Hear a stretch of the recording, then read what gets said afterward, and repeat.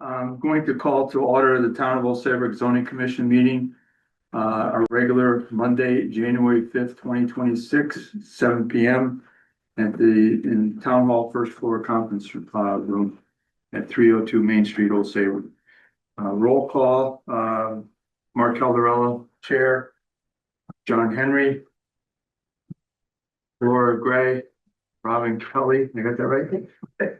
And Derek Kennedy are in attendance for 5 regular members. And Brenda is absent this evening and Casey is expected at some point. We also have I'm sorry, and Mike, sorry, Mike. Sure. Our recording clerk, Joanne Galley, as well as our CEO officer, Chris Costa, and we have 1 in the audience and 3 online. I'm also, at this point, I'm going to make a motion to amend the agenda to add the item that I'd like to see us start with Pledge of Allegiance going forward. So I'm adding that to the agenda. Is there, I'll make the motion that we add that to our meetings coming up, seconded by Laura Gray. Any discussion? Not hearing any, it passes 5-0-0. So we'll start with the Pledge of Allegiance. I pledge allegiance to the flag of the United States of America and to the republic for which it stands, one nation, under God, indivisible, with liberty and justice for all. Thank you, everyone. Moving on to regular business, we have our minutes from our last meeting, which was Monday, December 1st, 2025. Is there a motion to approve? So made by Derek Kennedy. Is there a second? Second. Seconded by Laura Gray. Any discussion, any changes, additions, or deletions? I didn't see any. Therefore, we move on to a vote. All those in favor signal by saying aye. Aye. Opposed, abstains, passes 5-0-0. Thank you. Correspondence, we don't have anything other than what's on the agenda tonight. We did receive, I'll pass around a Chris holiday card from Jacobson and Associates that they sent to the zoning commission. So I'll pass that around. Moving on to section 4, public hearings. A, accessory apartments petition to amend the zoning regulation, section 53, special standards for accessory apartments to eliminate the 12,500 square foot lot size requirement, allow for non-conforming structures constructed prior to January 1st, 1944 that are non-conforming to bulk regulations to be used as accessory apartments, and modify section 11.7 prohibition accessory dwelling units detached to remove lot size requirement and prohibit variances of bulk standards. Petitioner is Frank Comas, if I pronounced that correctly. Agent is attorney Ed Casella. Our action is to open the public hearing and continue or close by February 2nd, 2026, and no later than February 8th of 2026. Attorney Casella. Oops.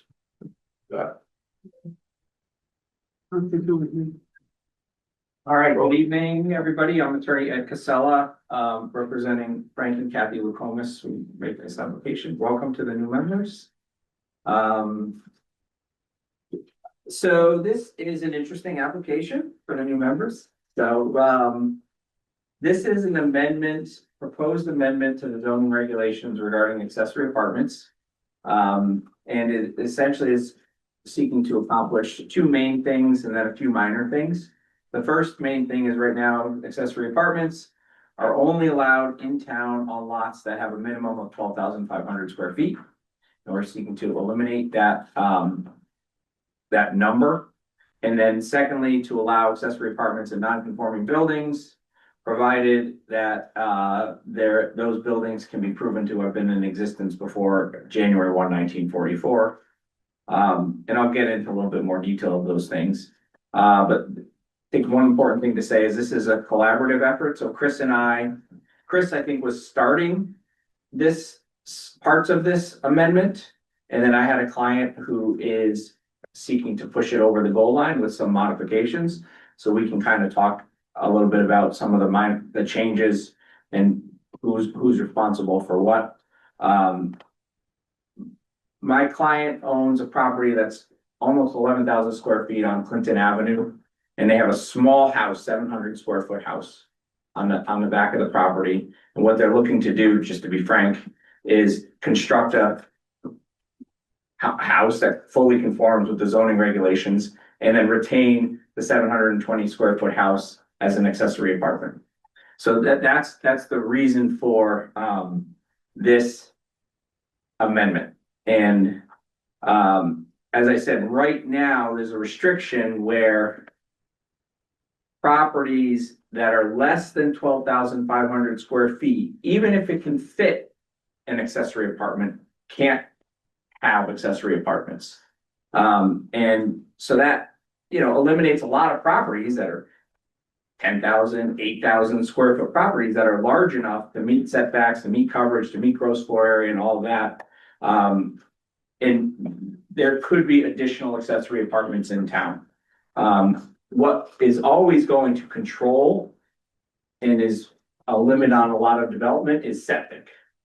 So septic will obviously remain overriding if you want to put an accessory apartment, whether it's attached in the main house or detached as part of a separate building, like above a garage or in a separate building.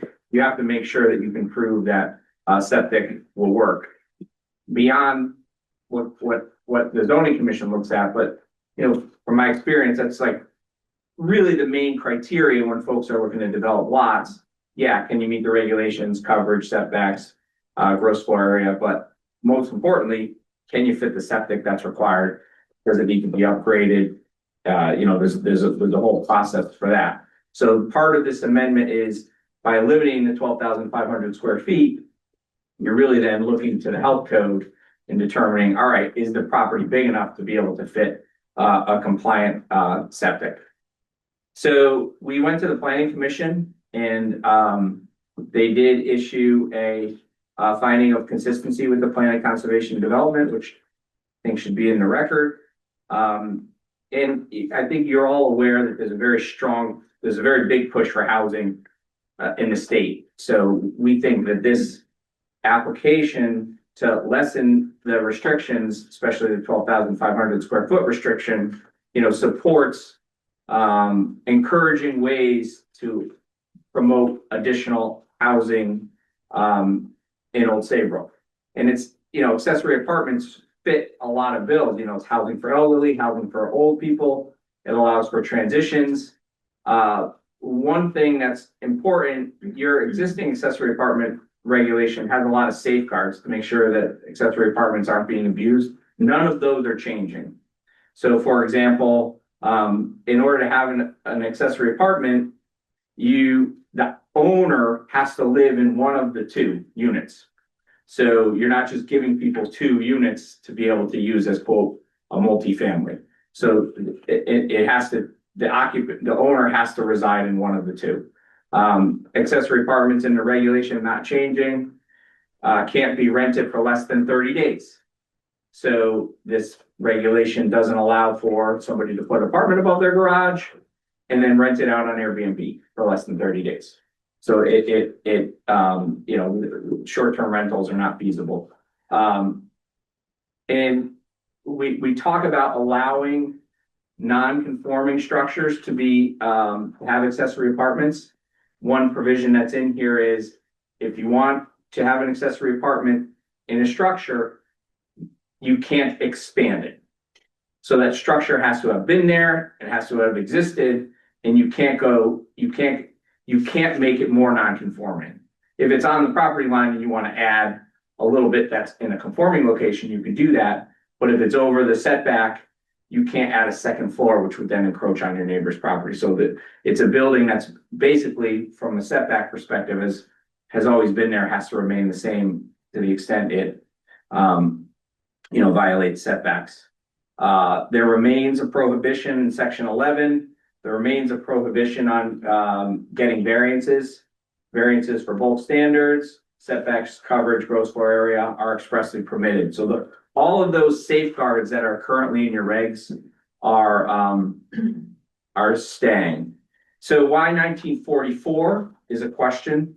The reason right now there's a comparable regulation on the books in Old Saybrook, which is you can convert an existing dwelling to a two-family, not an accessory apartment, but a two-family dwelling, if that building has been in existence since before 1944. So when Chris and I met and said, all right, what's a good cutoff for this, for non-conforming buildings, we adopted the 1944 because that's already in the regs and kind of a similar application.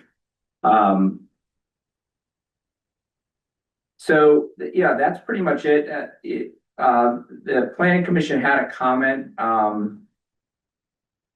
just wanted to address it, and then we can kind of go through some of the specifics. They had a comment that section F, it says second line, the language be changed from accessory apartment to just apartment. So if you take a look at the draft that's here, I can show you what they were talking about. Section F, and I think this is part of the comments that Chris made, but the accessory apartment will be provided with a kitchen, full bathroom, including indoor shower and indoor bathtub, and/or indoor bathtub, separate from the facilities of the single-family principal dwelling, as well as two means of ingress and egress, period. What they're talking about is in this next sentence. It says second line.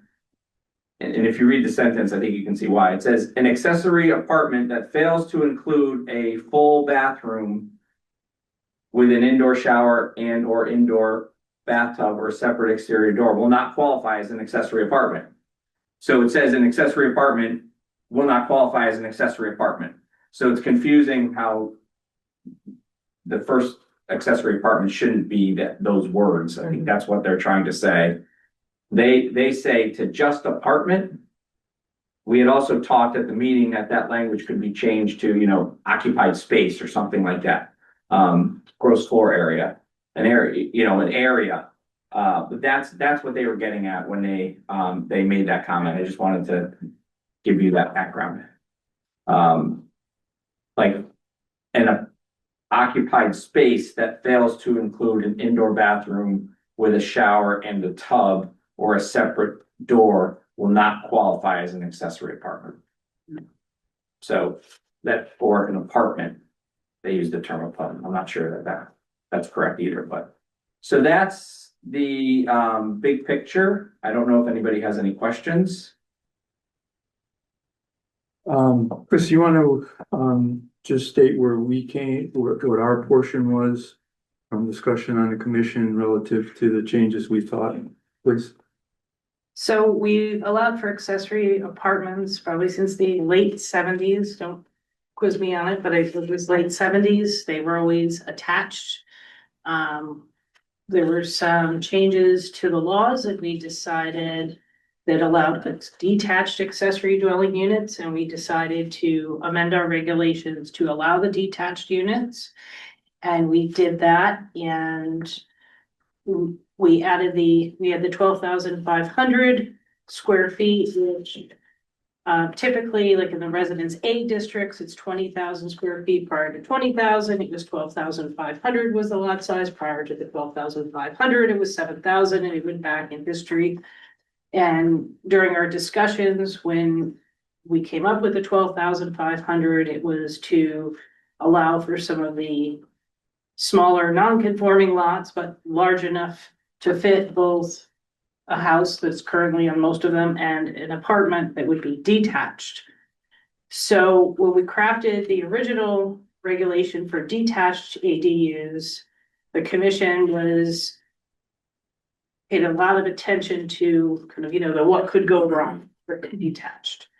And one of the things was, well, do you really want, an apartment that's detached 1 foot from your property line in some of these non-conforming situations? So if you go back and look at the regulations, there's some prohibitions in there for bulk standards. And for gross floor and building structure coverage that the commission put in for expansion, which pretty much prohibits someone from going for a variance. So we've had a lot of success with the change in the regulation, but there were a few circumstances where people came in and they said, I have 12,400 square feet. I can put a code compliant system in. I can meet all of the zoning regulations. And the next person came in, I have a 12,000 square foot, not substantial difference, from the 12,500. The commission at the time we talked about it, we said, well, really the main thing is once you add the setbacks of the zoning, and I'm just gonna pick on the Residence A district, which is typically a 20,000 square foot lot. We have many that are 12.5, 8,000 square feet. You put 15 feet on each side, 25 from the street, 15 feet from the rear. For the structure, whether it's an attached accessory apartment or a detached, those apply. Then you go on and you put the septic system in, and the health code has distances from the tank to the structure, from the sideline, from the leaching and all of that. If someone can meet it, just, you know what I mean, within 100, 200 square feet, did it really make sense to have the 12,500? Because the health code is really going to kind of dictate when you add the zoning regulations if you can apply for a variance. So we talked about adding it to our regulation fixes. And then we're a little delayed on that because every time I get something together from you, it seems there's a new law or a new regulation we have to fix. So we never got to it. The regulation was sitting there. Attorney Casella came in and said, I'm thinking about it. And they said, well, we were thinking about it too.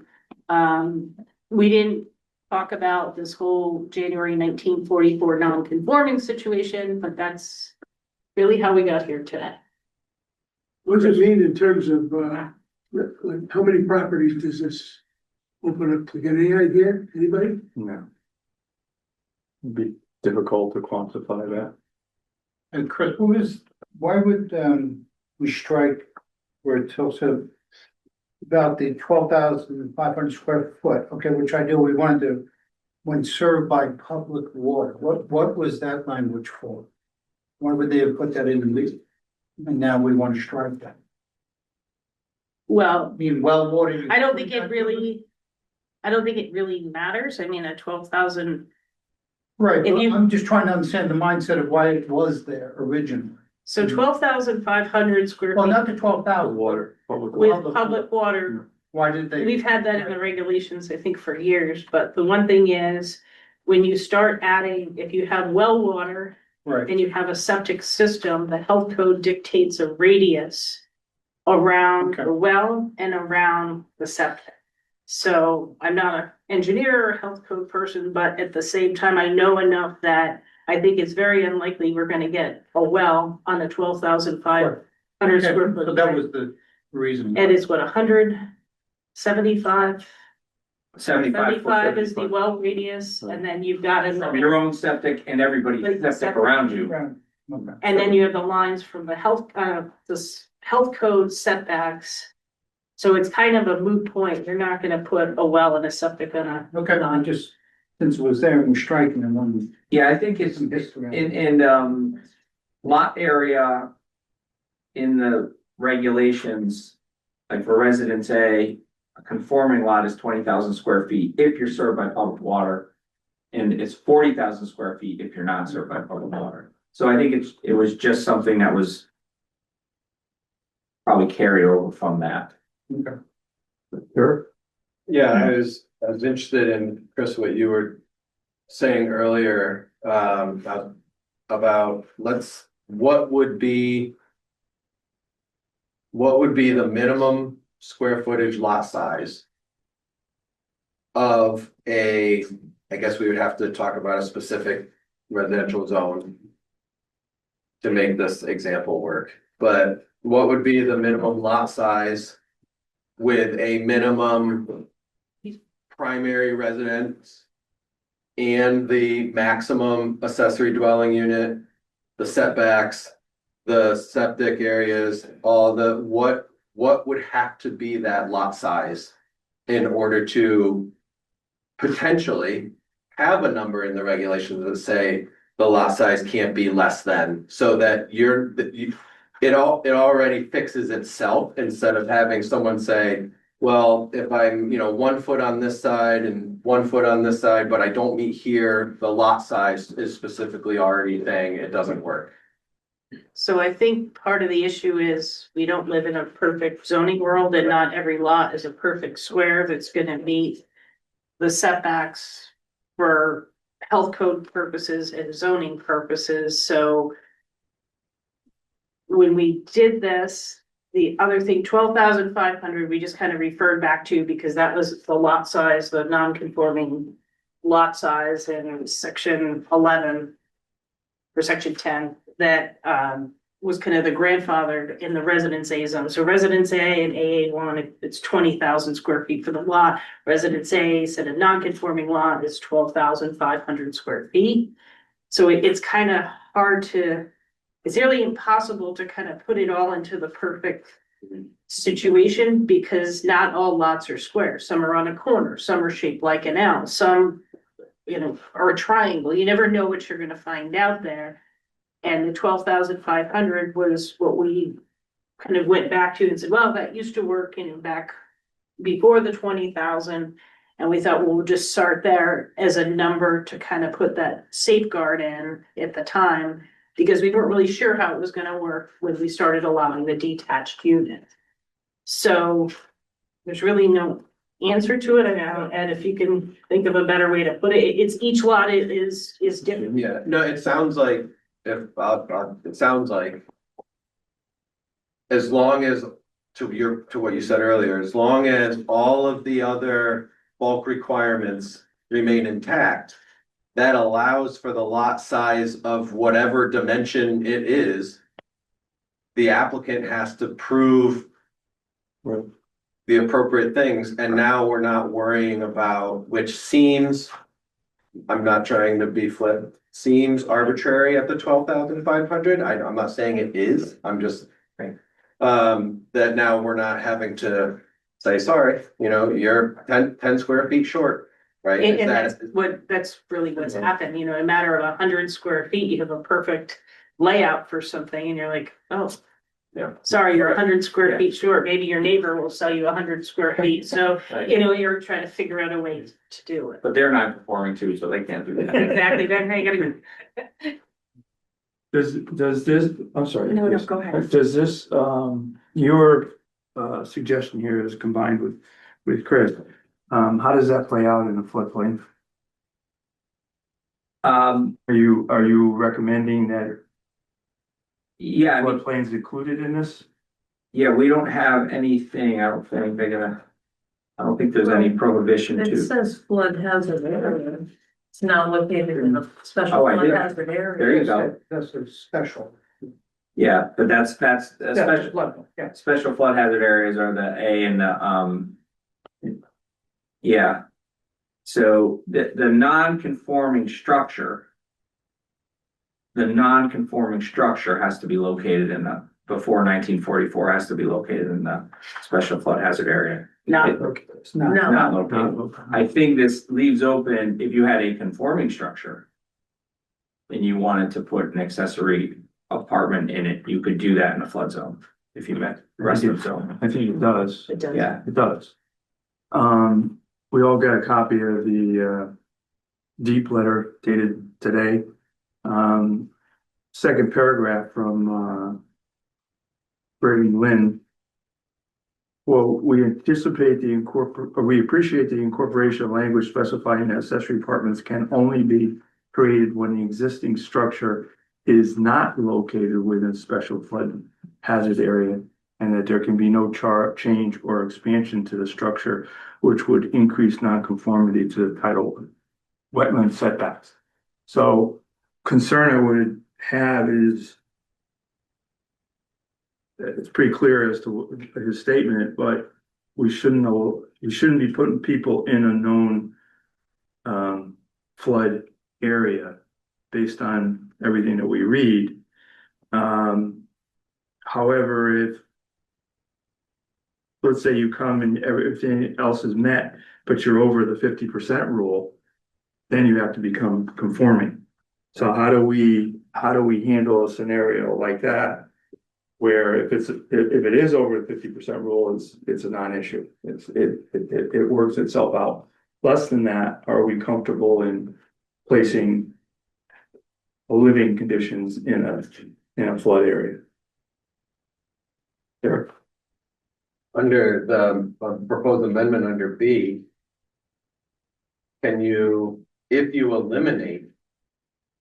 And then maybe Ed or Chris, you would say, no, it's not, you don't want to eliminate, you want to add more language. Could you eliminate the part where it says? And or title wetland setback?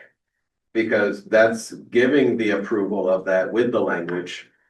If the building is there prior to January 1, 1944, but if you take out the language, does that now say?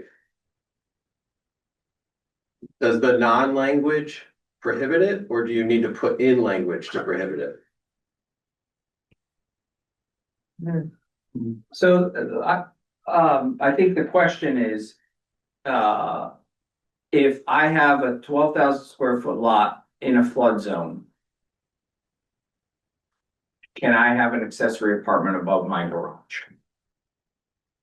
That's going to be elevated above FEMA, which any work, that's where the question is gonna come up. Right. It's not gonna be the renovations to the house. no, but it could. Well, Yeah, but then you're gonna be bound by the That it would 50%. be, yeah, but let's Yeah. use the example of your customer Yeah, that your client that you mentioned earlier, and just assume for a moment that it's in a Yeah. floodplain, okay? Yeah. That's a detached arrangement, Right. right? There's improvements to make to the existing structure. If it goes above the 50% rule, then it has to elevate. But if it doesn't, it stays there, are we placing individuals in harm's way? you probably wouldn't, because in order, say you have a garage that doesn't meet the setbacks. In order to put a kitchen, a bathroom and finish it to make it into an apartment in a flood zone, you'd hit the 50%. And I think the way I'm reading this, it would allow them to elevate the structure for flood compliance. Right. Is that what you intended, Ed? This is, I guess, where we're getting a little. yeah, no, I think my point was.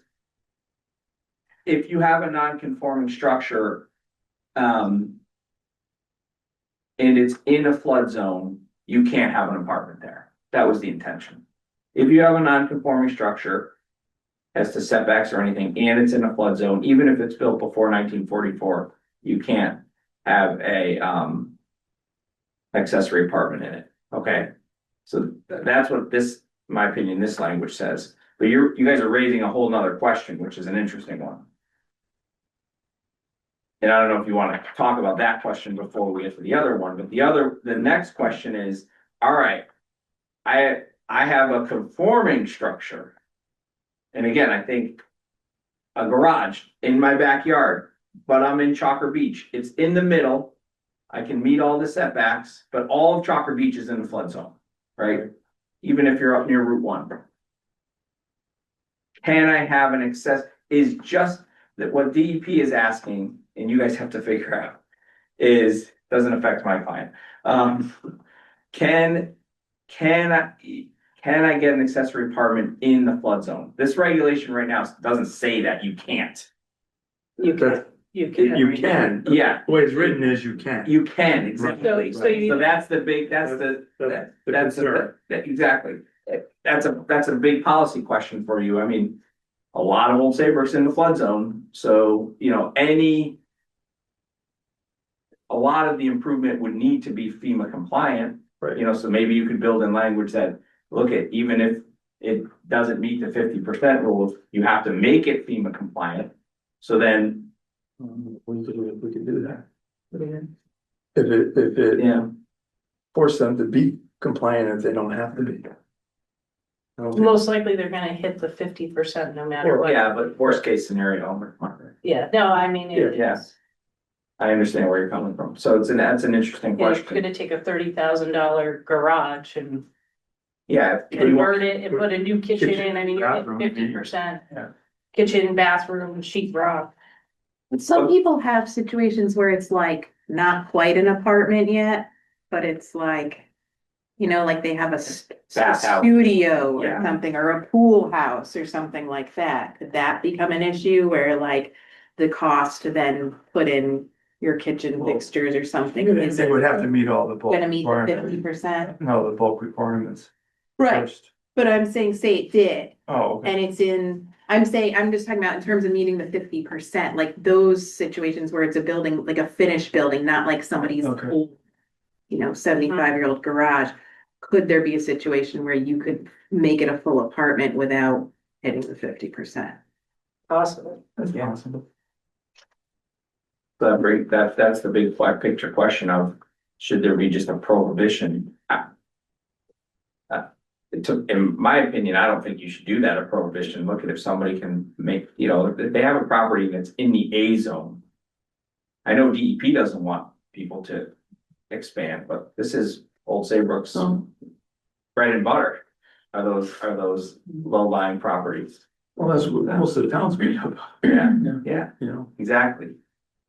But A lot of I think residents I think it is a discussion that needs to take place Yeah, to do the right thing. Well, an accessory apartment can also be attached, right. Right. so, you know, You would be saying, even, you can't have it, if you put a prohibition on flood zones, you'd be saying, yeah, your house is in a flood zone, but if you wanna make this 700 square foot area over here on the second floor, you couldn't do that because the property's in a flood zone. That's why, to me, it doesn't make sense, No, and it wouldn't, it doesn't make sense in that scenario. right? well, I mean, the one thing I do have to say, since we've opened this up with the detached, is that people come in and they go, hi, I'm gonna put an area over my garage for a workout room. And in my workout room, I need a full bathroom because I'm gonna need to take a shower. And then, you know what I'm saying? You kind of see where it's evolving. And then I go, oh, you know, you can put an apartment there. They go, oh, I can.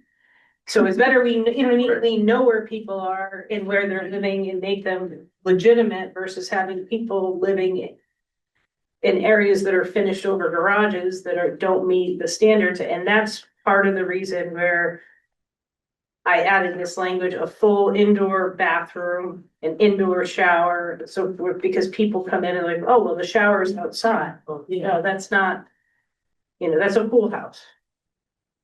Right. Gary, did you have a question? Yeah, two questions, three questions. One is, how often are the flood zones determined? So, we're actually due for another flood mapping change, but there's been some government delays. So our maps were last changed. When I started, we had maps from the 70s and the 90s. And then they changed in 2008, 2012, 2013. We're due for a change. I don't think we're gonna eliminate flood zones, we'll have more flood zones. Right. But I expect, they're saying that's in the next year, so we'll say 5 years. Well, in general, that's my point is, as long as any language, you know, pro and con for the language and for the residents, right, is as long as the language stays with just saying floodplain or, you know, flood zones. But at the same time, somebody could be conforming now and then when the next map comes out there, they'd be non-conforming, right? So just wondering about that. Ed, you had said earlier that the primary owner must live in one of the units, right? Right. I know this is gonna sound silly, but I think you'll appreciate this more than anybody. What does live in mean? And what is the duration of that? And it's just basically going back to that conversation of how are the units being supervised and what is the duration of people who care on the property? And I know I'm digging into a detail right here, but just interested in what live-in means. Is it, you know, 6 months plus a day? Is that, you know, like, are we Florida rules? You You want, you know? Yeah, So, why don't we I have think Chris we start go- with this one, so- he deals with it, okay, yeah. so any year ending in 0 or 5, you have to bring your accessory apartment in for a renewal. We used to do it every year. And you would say that you still live on the premises. And over the years, we caught people who were running to the motor vehicle department with a change of address where the driver's license was warm from, from the machine. But so what'll happen is they need to prove that they live here and we don't really say if they live here seasonally or all year round. But they have to be an Old Saybrook resident. So if they go, you know what I mean, and we don't monitor if they go to Florida for 4 months, but Old Saybrook Okay. owner, resident. The few cases that I've had where people had some issues, you know, we check the voter registration and so forth to make sure. And then once a year was just too much because people don't sell their house, so we just did it every 5 years. And that's also a way for us to track those that have become abandoned. So I have a house, I have an accessory apartment, my friend Joanne lives there, and then I sell the house. And the next person says, sorry, Joanne, we want the room. So that's how we track it. Okay. Do you find that that is a good enough? Or should I say, It works. that, okay, It works. and then, the third question I had was just about the section 11. In the last page was keeping in the, well, there's the first sentence, there's the title. And then in the, I guess that first paragraph, where we're still keeping the 12,500, that is specific to when we're going to have either there's more potential for density on the property. That's why we're keeping the 12,500. No, we're taking the 12,500 out, so. And then we're keeping it with the 2 single family on 2 lots of less than. But still, so Right. can we just describe that for me, please? Let me just read it.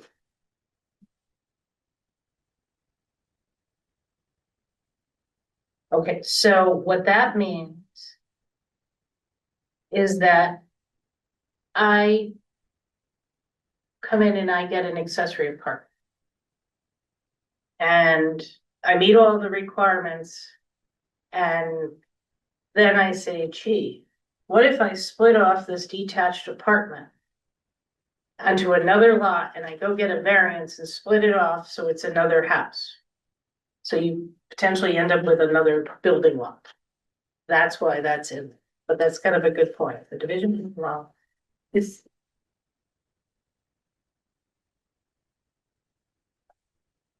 That was my interpretation of it. You can't take this lot with 2 units on it and make it 2 individuals. Shouldn't it just be that it has to, both lots have to comply with the minimum lot size for the zone that they're in? Yeah. If we're taking out the 12,500 anyhow? Mhm. And I mean, that would stand anyhow. Right.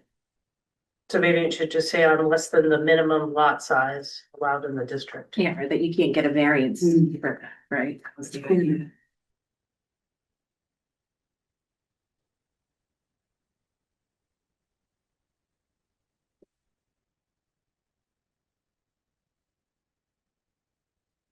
So put the minimum lot size permitted in the underlying. Or.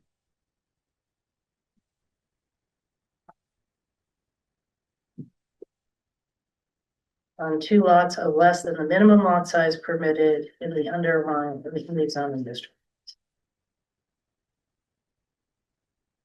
Yeah, that was one of the fears, was you have a lot of 12.5, then you end up with 2 6,000 square foot lots kind of going backwards from what we've tried to do in the non-conforming neighborhoods.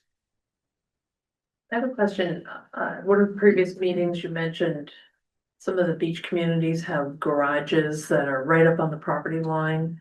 So they're not meeting the setbacks, and they're not conforming, but can they go up if they meet all the other bulk, what would they call bulk standards? Even though They wouldn't the be able to. unit would be right on the property line? They wouldn't be able to because of the prohibition for Because the of the what? variance. There'd be an increase in. Yeah, you can't expand them. You can't expand the non-conforming structures Oh, to I make them see. bigger. Okay, So that's a Right. nice, that's a protection. okay, okay. And that was the fear you have, I think initially when we were talking about it, there's, you have these really dense lots where you really wouldn't be able to meet the regulations and meet the septic requirements, but if the garage, it's gonna be an apartment is a foot away from the line and the neighbor has one a foot away from the line, then the next thing you know, you've got this density Right. increase in two families living 2 feet away from each other. Right. But to that point, you could, if you each that was kind of the question, one of the questions or possible concerns I had. I'm sort of of two minds about it, but you could, as proposed, not currently, but as proposed, if you have a garage that's 1 foot from the property line, you could turn what exists of that garage into an accessory apartment. And so could the person that is also, I mean, I guess if you both want to do it, you're both 1 foot away, but my point being, like, you might have a neighbor that has a garage 1 foot from the property line and it's a garage and it's like, okay, it's a garage, they park their cars there, whatever. Now they can convert it into an apartment and now I have an apartment 1 foot from my property line. Without increasing the Right. size. I mean, that's really what this is proposing to do. Outside of the 12,500, I'm concerned about. But I don't know if that's something we've talked about or the commission has talked about before, or if that presents a concern for people or not. I mean, The only caveat is, in order to do that, the garage has to have been in existence before 1944. Right. So that, right, but if you have an old garage before 1944. right. And if it's old Right. and like half falling down, it's Yeah. still a non-conforming Yeah. structure that you could fix and turn into. But it kind of fixes the loophole. I don't know if it's a loophole, but it kind of addresses something that's not addressed in this situation. Or it's identifying something that needs to be addressed. Yeah. Might be. Question, so in the recommended additional language under B, the last sentence, just the first part of it. As long as the non-conforming structure was in existence I guess to this point as well, is there a requirement of what the existence of a structure had to be? My theory being, if somebody has it's best to make examples with hyperbole, right? So if somebody has a doghouse that then got converted into a tool shed, that then got converted into a garage, and that was all here since 1935. Are they gonna say that this was a structure that was here, even though it didn't get converted into a tool shed until 1945? I'm just wondering what constitutes a structure that was in existence, I just imagine what the lengths people are gonna go to try to get something. And that's my question. So I guess they'd have to make that argument to me. And Man, if it was a birdhouse, I don't think it's gonna work. you're looking for proof. Right. But that's really what that person would have to do. They would have to come in and, show that structure was a non-conforming, the birdhouse that became a doghouse, that became Tool shed. tool shed. That's on, yeah. Can we say something like that the structure existed like the portion of the structure that existed prior? Because I think you're saying, like, what if they kept expanding and expanding, right? But you would say But they- it's only up to what was there in nineteen But if they forty-four. kept expanding up to 44, it doesn't Right, matter. and then after that, it would be Doesn't like, matter. that doesn't count. So whatever it was by that date, And it's gonna be It is. hard to prove what happened yeah. by 1944. Because sometimes it's hard to prove things there, or there in 1950 at this point, never mind 1944. No, just going to. No, it's a good, they're good questions. Yeah, I just wanna know, what's the argument against either removing the date or making the date like the year 2000? Why would you? Why was the choice? Yeah, why would you not do it? Yeah, So I think because I that, think one of the I don't have all my paperwork with me, but one of the comments was you might wanna consider taking out the date requirement. yeah, that allows, I think first of all, we put it in there to try to help the commission understand that there's not gonna be a flood of people who are trying to put apartments 1 foot from the property line, right? Because we knew that was gonna be a concern. So 1944 is there's not going to be a lot of structures. If you said 1990, there's been a lot of garages built Yeah. between 1960 and the end of the 80s, right? There's a lot of stuff built. So a lot of people would be able to fall under that. So you probably have a lot more accessory apartments in non-conforming structures. Yeah. Which I think, Before just said so long Yeah. ago.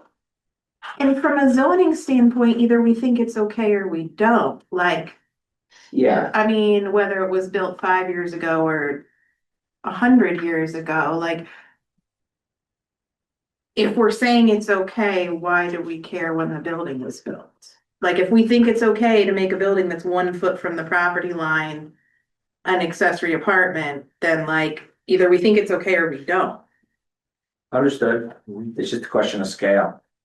Right, but that's not really how I mean- zoning typically.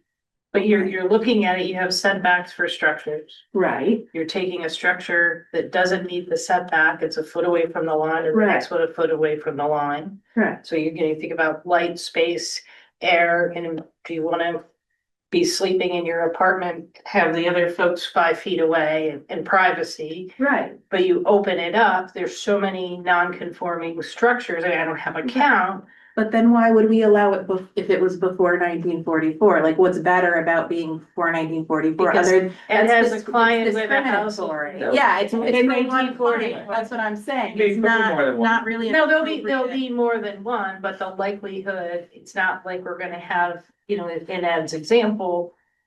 The people Right, from 1960 to zoning- 1989, we will Right. have a flood of But applicants. zoning is public health, safety and welfare, and either we think it's healthy, safe and well for the community, or we don't. And the rationale, and truthfully, came from your regulations where you said, hey, if you have a structure that was built before 1944, you can put 2 families in it. But you can't do that in other properties. So that, you know, there's a parallel there that's already on your books. But when was that? I think that's a law little bit made? different. You know, I mean, it seems like it should But, match. and that, Late seventies. Yeah, 80s, around 5. Late seventies, early eighties. Yeah. Yeah. But I can kind of see some justification to that too. I mean, you have a lot of older structures that are 6,000 square feet, you know what I mean? When you had bigger homes, you know what I mean? Just get a historic home. I thought it was 1944 selected because that was before we had regulations. Yeah, it was. And then Ed wanted to come up with a date and I said, well, just keep it consistent with a number we all know, Yeah, other than May 4th, 1992. Well, yeah. I would love to see the ability for more people to create duplexes from their existing home, even if it was built after 1944. I think that would also help with the housing inventory in town. But it's kind of a different, Yeah, Right. that's 2 that's families. the two-family discussion. I know. The difference between the 2-family and the accessory apartment is the 2-family doesn't have those protections. Short-term rental, owner occupied, you know, if you built a duplex, you can rent 2, bang. Right. So then No, it it's a becomes, different then it becomes discussion. more multi, Right. so I don't know. Yeah. This, It would help though, so there's a no, lot of big houses listen, with yeah, that's one another, person now. that's I know, another topic. another discussion.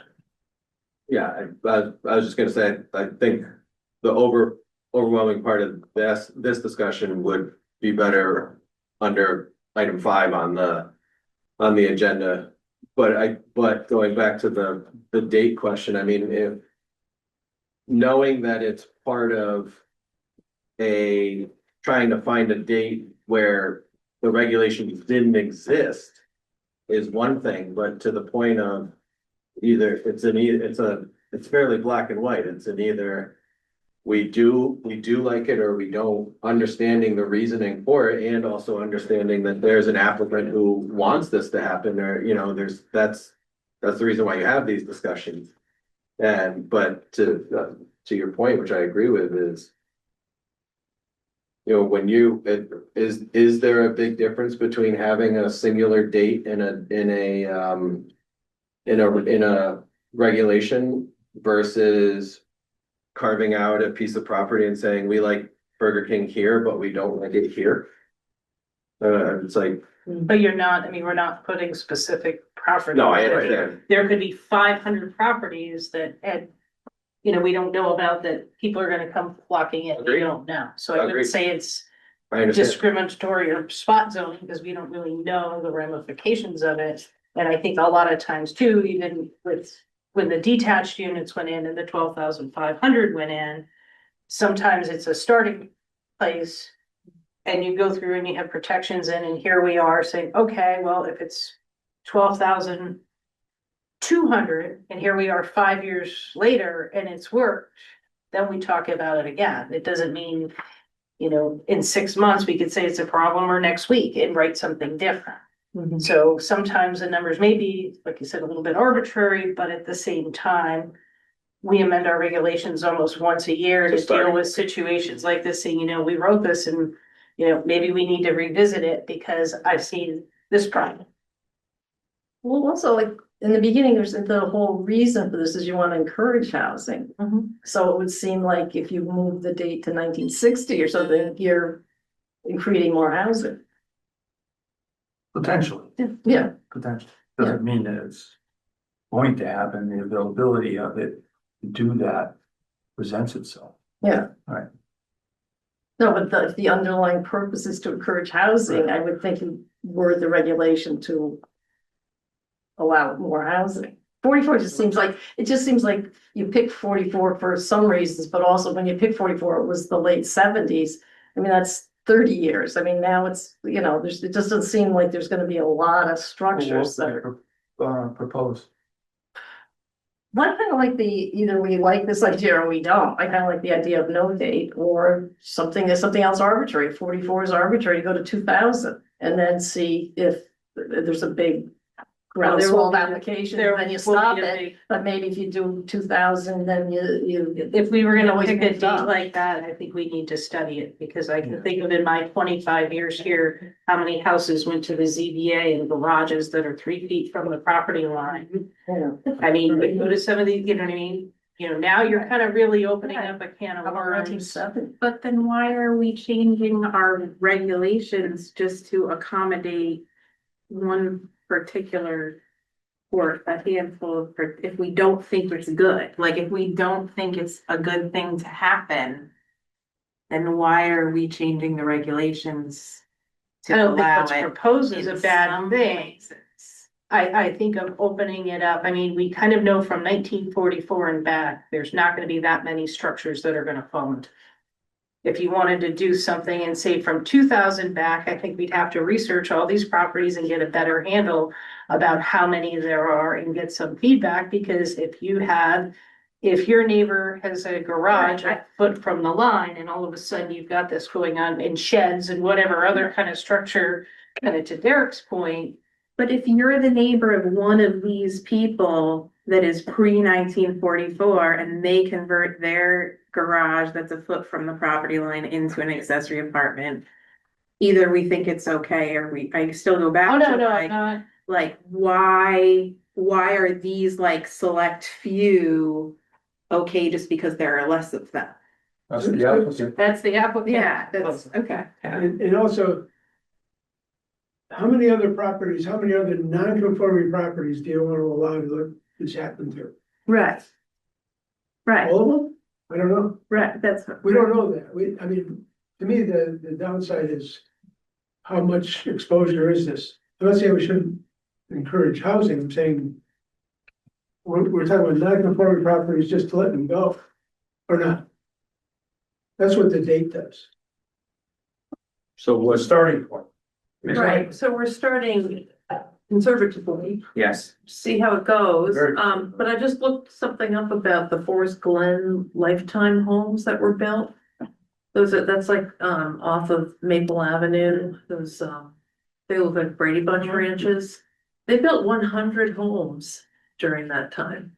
So that was a pretty big development. Which is in when, like, Saybrook. 7, Um, 66. yeah, I have to look at the pictures and see when these were built. I think it's 50s and 60s. But anyway, that's a lot of homes. So if we extended out to 50s or 60s to include these places, that would really increase the number of, potential. Plus you'd have to go back and look at the previous regulations and go through and say, okay, well, when the lot size was 5,000 square feet and it was only 3 feet from the line for the structure for your garage. And when I started, there were regulations that talked about like a horse and wagon.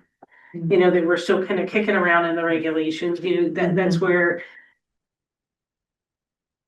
you need to do more research to open it up that broadly because you don't know what you're opening up. I think Ed's choice in the number 1944, how many people had, and maybe they had barns, but how many people really had garages for cars and so forth back then when you get into the detached units. I don't think it's an issue with the attached units, it's the detached ones that are gonna be the ones that are gonna be closest to those lots.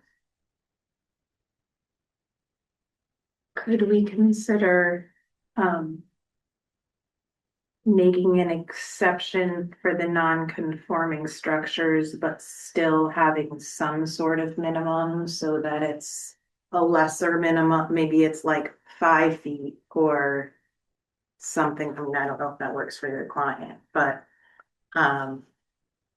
so that we're protecting a little bit adjacent property owners. Or does that not make sense? I don't know what the Or would commission we be thinks better about off that. staying with what we have? What's that? Or would we be better off just staying with what we have? You mean not changing it? Not Sorry, change it now. We're changing it and removing the 1944 language.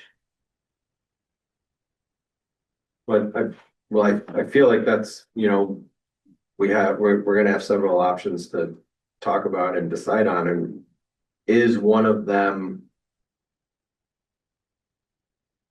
keeping, what if just an option to think about, I think I need to hear a discussion on it, but what if you just either reduce, I'm sure eliminating is not a great idea, but reducing the existing square footage requirements, the lot size requirements, reducing it. Because that seemed to be the start of the concern. Was people coming in, a little bit of this, a little bit, we're just a little short, but it's different dimensions. This applicant clearly is worrying about a structure that is of a certain time, but we're trying to amend and help, work with a proposed amendment at the same time.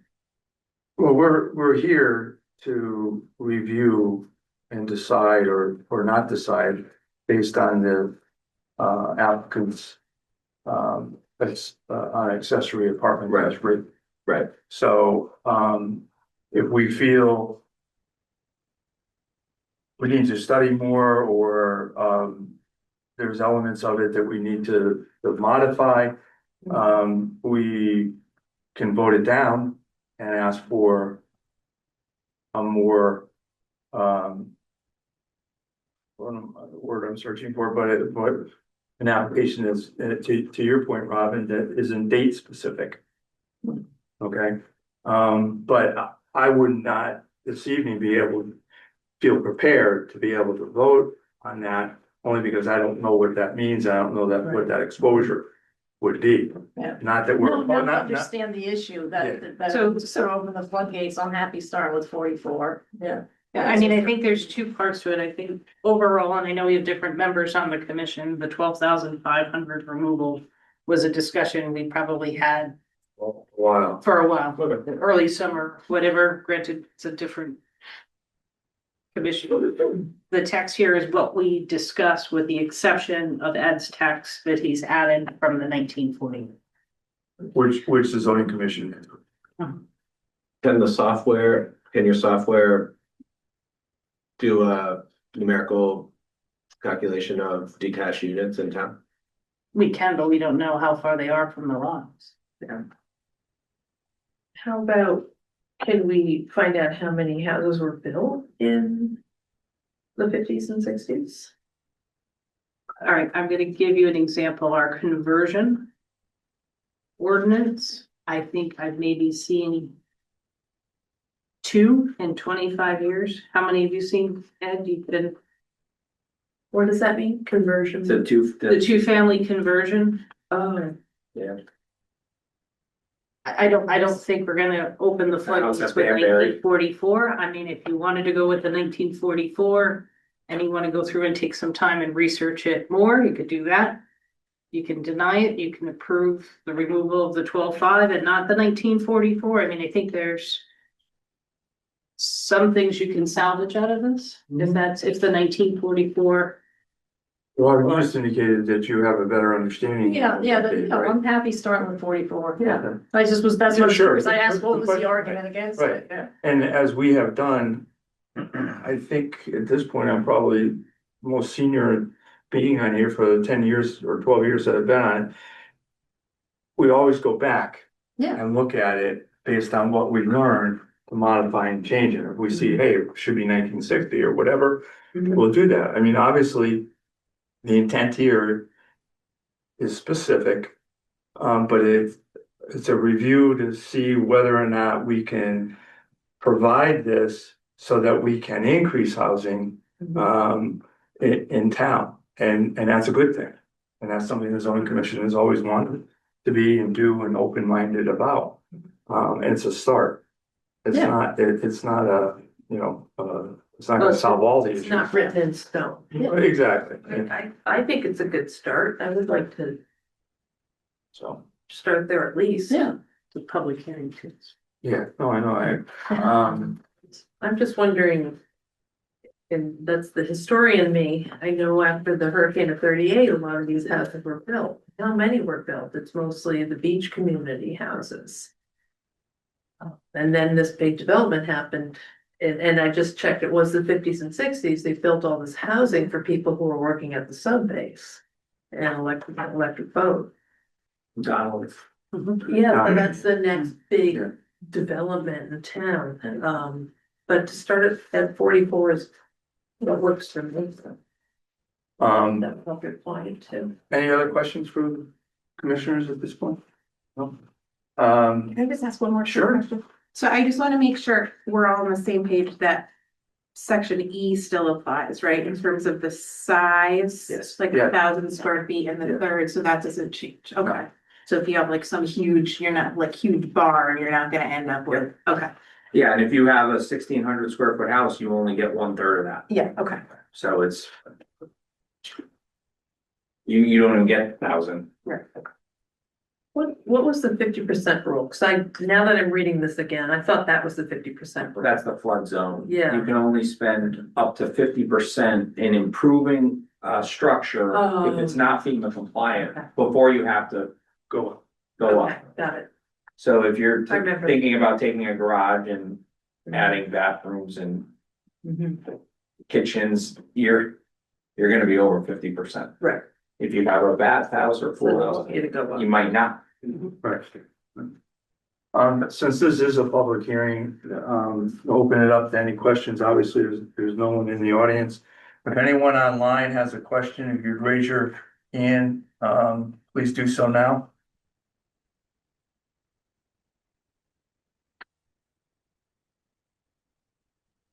Okay, I don't see anybody at this point. We do have some correspondence that everyone have in their in our package, we, received, Connecticut River Gateway Commission, which was, in support. Lower Connecticut River Valley Council of Government, also, showed their support with Connecticut, or Deep, also showed theirs. And then we have the, planning commission's comment. My only comment, well, let me read their comments. The planning commission would like section F, section word of section 53, apartment accessory change from accessory apartment to just apartment. I feel that based on what the applicant has provided and the discussion that we've had here tonight, that we leave that accessory apartment defined that way. It's also called out in item B and as well, rather than apartment, because I think that could lead to some confusion going forward. So we'll, I would recommend that we leave it as written. I agree. Okay, thank you. And that is it. So at this point, we can, if we're prepared to, or you think we need more time, we can entertain the closed public hearing. I'll make that motion that we close the public hearing for accessory apartments petition to amend the zoning regulations as written on our agenda. Second. You second, John? One quick piece of housekeeping, we did send Sure. referrals out in November, so we've met our statutory requirements for sending out referrals, and the other folks who've not responded, I don't expect them to at this point. Thank you. Motion's been made and seconded. Is there any discussion of closing public hearing? Not hearing any, we'll move to the vote. All those in favor of closing public hearing indicate by saying aye. Aye. Opposed, abstained. Public hearing is now closed. That means that it is up to the regular 5 commission members going forward. Do we feel we have enough information in front of us based on the conversation to deliberate tonight on this application, or do we need more time? Okay. You're okay? I'm okay. You're okay? Derek? Derek? Oh, you're thinking, sorry.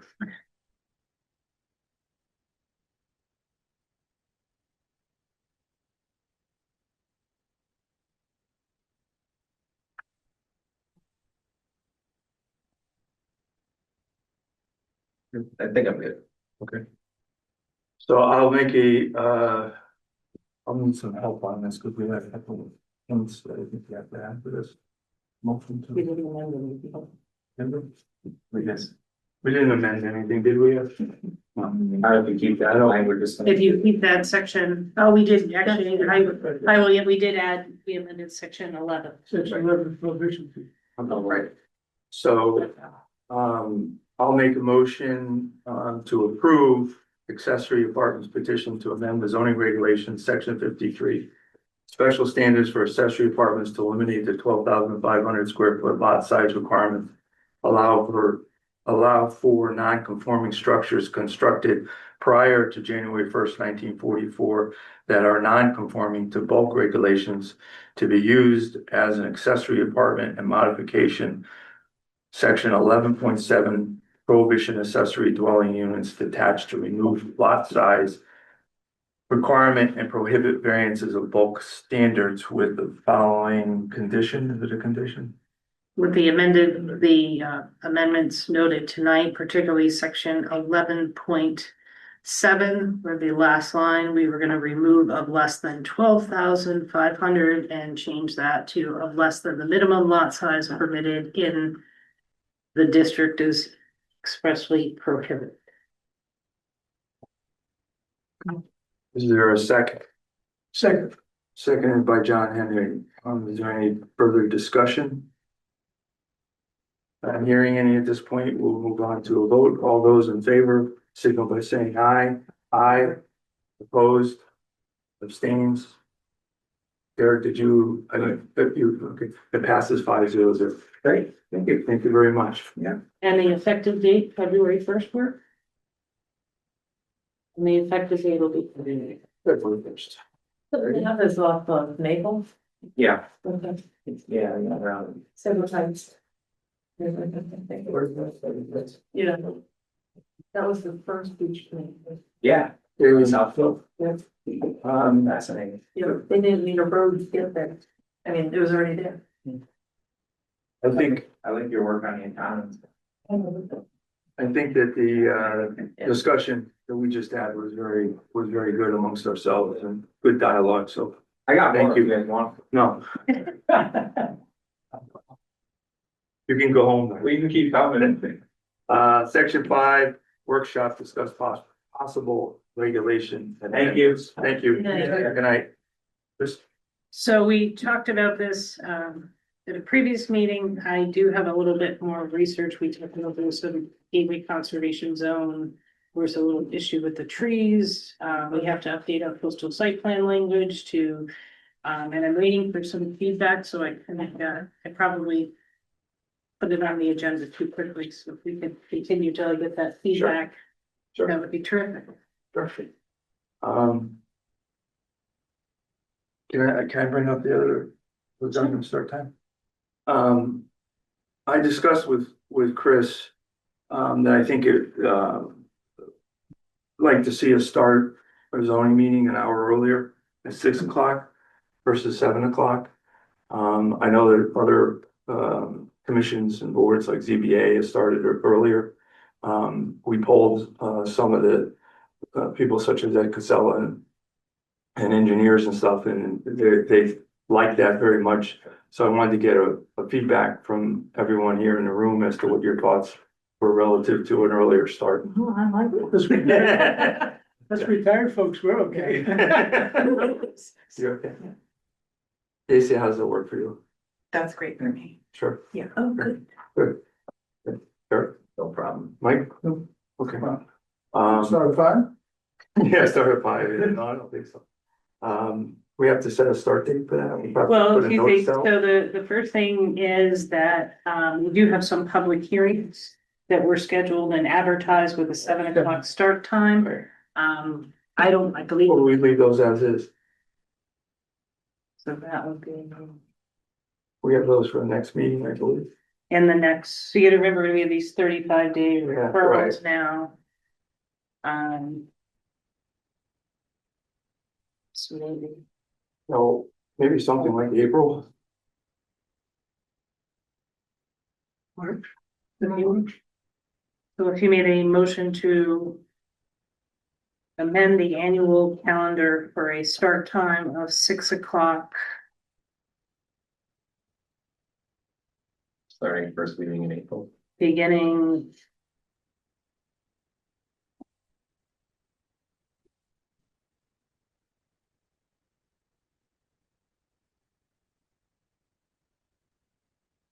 beginning in February, unless there's been something advertised sooner. I think February we're clear. Should be the first meeting or second? How do we do the second? Second meeting in Just February? Give us, Okay, I think that gives us plenty of. Okay. so moved is the motion. It needs a second. Second. Second by Rob. Any discussion? Not hearing any. All those in favor signal by saying aye. Aye.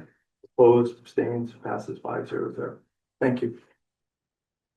Chris, do we have, you have any further committee representative and staff? Sure. So I did talk to Attorney Casella. We do have a few enforcement matters that he's handling.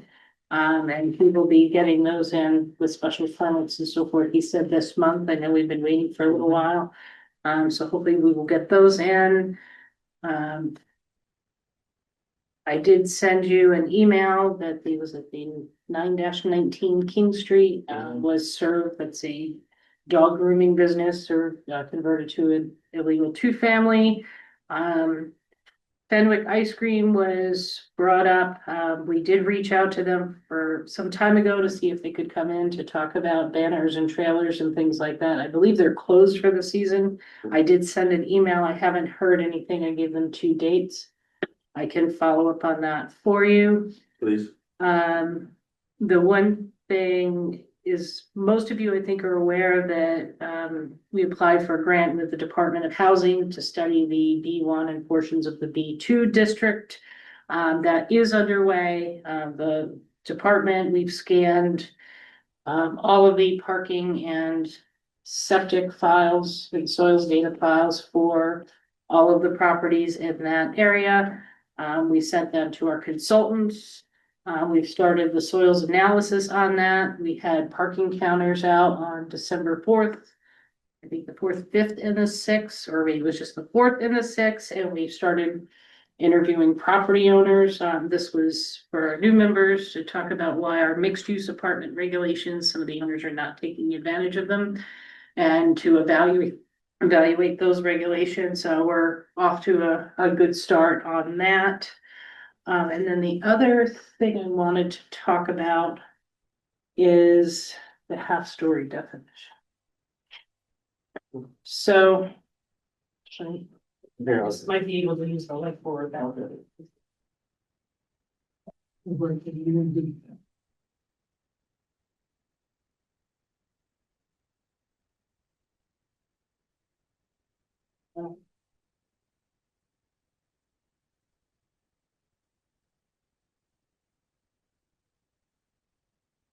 First, I don't know. I don't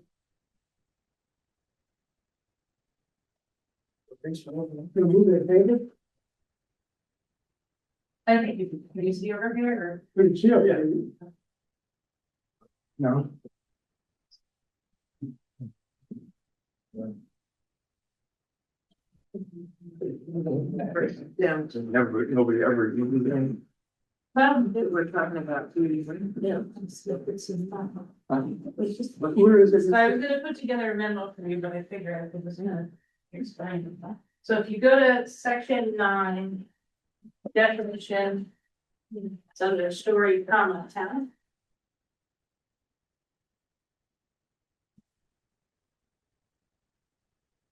Oh, I can just use this.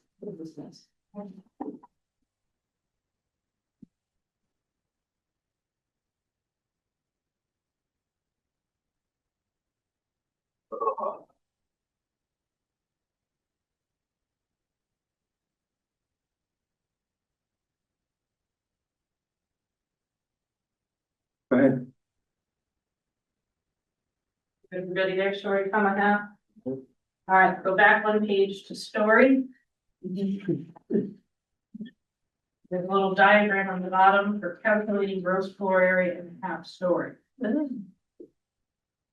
So typically, we don't get many of them, but most of our structures kind of are easier like this one, right? So we've had some situations. So we allow for 1 story, 2 stories, the half story, that goes through, and that's anywhere where you could potentially put the knee wall. This area counts as gross floor area. This area, in order to be a half story, has to be 50% of the area below. So if this is 100 square feet, 100 square feet, this would have to be 50 square feet. Pretty simple. So the last 2 sentences, under all circumstances, a 1/2 story that equals more than 50% of the floor area immediately below. So we've had some situations where, and I'm not an architect, but we've had situations where something kind of goes through a part of it where there's a dormer area or a larger area on this part of it, but it's not 50% of the area below. So the question becomes, does that make it a 3rd story? So do we count the full 100, 100, but if there's only 50 here, does that make this 25? Did I lose you? No, I get it. It's like, it's it's a half story cut in half. So, Unfortunately, I'm not an architect. unfortunately, I think the language is just up for interpretation. Instead of being. Well, it's your regulation. It's up for interpretation. We've always kind of gone this way. This was brought up in the immediately below. So I made an interpretation to the ZBA. That it was that 50% is the area below. The whole 100. A member of the ZBA, who I can see the point, says, well, that's not, this part here is not immediate, so really what you've done is by allowing them to use the whole 100 and put 50, you've given them a half story through that, a third story through that interpretation. Why does it matter? Like, what situation is there where it matters? Well, it matters because you can have one section of the house that makes it into what it would. It's the difference between, is it a half story or a third story? So we allow for 2.5 stories. You got your 1, you got your 2. If this half story is determined to be this half, the 25, then my interpretation of all of it is the 50. And using all of it, because some of these houses, not all houses are like that. You could have a house. And I'm a bad artist. And here's your house. You could have different areas of the house. That are like that. Where this area is not counted. But you would be able to count the entire. We're gonna call this 150 on this side. So do they get 75 square feet up here? It really has to do with the proportion and the balance and does it put it into, so the immediately below. And I did speak with Bob Frieden. I said, do you remember when this happened? And he says he believes it's the 25. You So know, it's it's just just been 25, not 50 on that second one, yeah, so to make it a half story. it's only half the space. So you mean, is it only half of the area that it's over, or is it half of the whole? Right, so that's really. Why is it water, sewer, or parking? Why we just don't say 3-story? We're not getting into the, why we don't allow for 3 I'm story. not, that's So not we my question. allow right now for 2.5 stories. So this, by not counting immediately below, how I interpreted it, which I can see this area here, because I allowed them to use that full 100, is not immediately below. It gave them more area up there and a bigger dormered out appearance would be considered a third story. Am I looking at the right area, but is it the word that also says and under the same roof? Is that the right area? So it has to mean both things, so. I would think that would make a difference if it's the same. Says gross floor area. Well, It this is, says I don't gross like it floor weird. area. Right in it. No, it doesn't. And we can think about it. I just want you to think about it. If it said something other than gross floor area immediately below, then I think that it makes it more interpretive, but it's pretty crystal clear. It's talking about the gross floor area Right. and under the same roof. So, but here's the, like, under all circumstances, 1/2 story. That equals more than 50% Of the floor floor area area below and below under the and same roof. under the same roof is prohibited. Well, It says immediately below, so That's- I would interpret it, I mean, that's just me, but Mhm. like, I would interpret it that like the reason for the word The immediate, 25. yeah. Because otherwise, why put in immediate? Right, I, But that's just. On the Right, little, on yeah, the little picture, it says on this, on the story below, and then the arrows are going all the way. but it doesn't include the first floor, it includes the second floor. And that was my understanding of immediately below. They're talking about the floor immediately below. So you're not worrying about the first floor, you're worrying about the second. Second floor, yeah. But it says says, if just the- so you know that I made that diagram and I'm not an architect, that was just a very simple way Very to show people that the little half-story areas anywhere where in the middle where it counts as the gross floor, where you could potentially put the knee walls, when you calculate it, because we calculated if it's finished or it's unfinished, because at some point someone inevitably finishes it, so why not count it from the get-go? But then when you put in, even into the dormer, so when you put in a dormer, then you gain more floor area. Right, so like I said, but these pictures, houses don't look like this. Houses or architects design nicer houses than I can draw on this little paper. So you start getting more complex houses, so you could take, say. Let me try. The check. I don't know, also. Roof, I mean, what, are we talking about the roof, or are we talking if there's multiple roofs and? Right.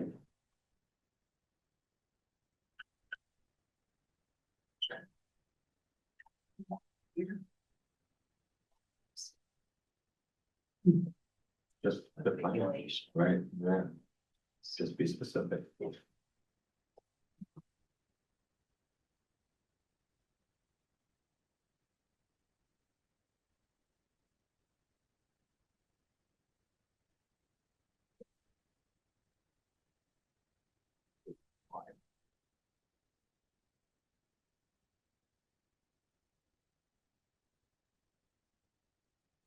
Reason why, what? It's just, the restrictiveness of it. Understanding that Half first, story? Restricting a half story? understanding why that language is in there to begin with helps me understand how to have this conversation. I mean, if you're saying, if there's an understanding of why the language was put in the first place, then it's Yeah. easier to have this Oh, conversation. yeah, but I don't think it's know. to have the. Like, what's it the sort of- intent? You don't have boxy three-story houses, you have Okay. some breaking them up, that makes. I mean, it's a definition, you gotta get your arms around it somehow. That's right. Architecture is something different. So we don't have any three-story houses? Just the ones done by Ford dealer that have been there. Oh, yeah. Those are the only three-story There's half ones. stories on, I think there's half stories on Main Street too. Yeah, you can have a half story, yeah. Which is, as And the other exception would be on an 830G. It doesn't pertain. It's very bad, but. You have folks who want like that giant kind of dormer, I know, just stop making fun of me. And what they do is I they think it looks take good. one half of the house and put that dormer in, and the back is a flat roof. Or a shed dormer. Through one whole suite, right? And then you have. But potential now, access. instead of having your roof like this. Your roof is really like this. Does that make sense? Yeah. Mhm. Or when you look at the side view, it would look like that. Right. Is that kind of? We used to call it We're shed talking dormer. about on the third one? You're not allowed from third two and a half, we. No, but I mean, you're talking about that on the half story or on the, Okay, all right, so you can have a half story, doesn't have to be on a two-story house. So you could have Like a Cape Cod. a half story. Okay, and you go that, What if you have a walkout basement? Is that we're considered not the gonna get first into story? more. I mean, is that We don't have considered the first story? Well, no, then you have to go through the definition of basement and you have to measure around the foundation walls to find a percentage where. Joanne, we love you, but.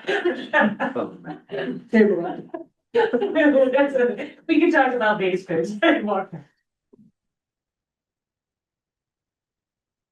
So the question is. You know, this is a half story.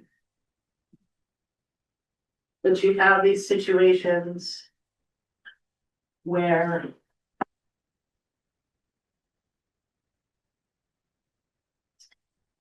Your side view looks like this because of the dormer. Does that make sense? Yeah. But that's, Usually it goes out back that way. And We can look. Okay, but we're not Yeah, talking but about. we're talking about house with multiple dormers and things going on, so. is the question whether the dormer counts towards the I mean, floor let me- area of the half story? so. No, the question is, we're not talking about the floor area, is it a half story or not? If it has a dormer? Is it 50% of the area? Let me go get the file. This is probably. I think it becomes larger than 50% of the area, the storage or need.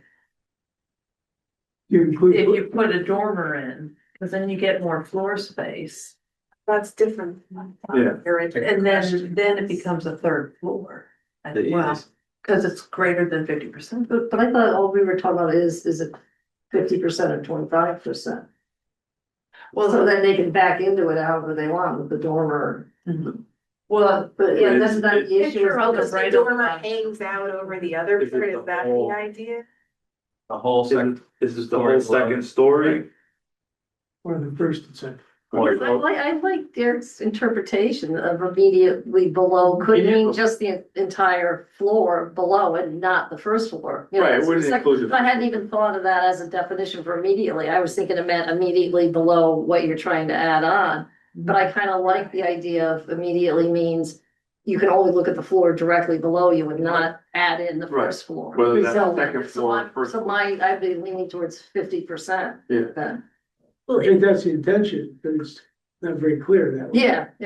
That's it. But I'm saying I got thrown by immediately, because I thought immediately below meant immediately below what you're intending to build, Oh. and that would be 25%. But if you read immediately as The the whole, floor that happens to be immediately Right. below you, not the first and second floor. But if we're allowed to interpret it that way, it would let you create part of the building as being a full, essentially a full 3 stories. Like you could have, because, and still meeting the floor area requirement, so does that fly in Then the there's- face of the intent of Right. the regulation? Then there's a design standard. you Yeah, well, have to throw in of our- two, and now, right, So everything is down to these, The these front micro. really That's that's right. It's very pretty. Yeah. So the question It's is, like every house being built. with this. It's 50% of this area below, but it's not 50% of what's immediately Directly below. Yeah. Can you hold it up again for a second? When you say immediately below, you're saying the first and second floor. I think Building? No. The floor below, so we're just gonna pretend. It was a 1.5 story, you know what I'm saying, but when you look at it that way, or two. Again, it's a 2.5 story house. But Correct. that is not immediately. Below, that's why it's kind of hard to take that. Definition and apply it. I think the language just needs to be tightened up, and then it's Not exactly. the language, it's the interpretation. Okay. Well, that's the language. If you make the Well, language. we'd have- Well, so we don't get any of these. So I interpreted it to be the 50, the 50 and not the 25.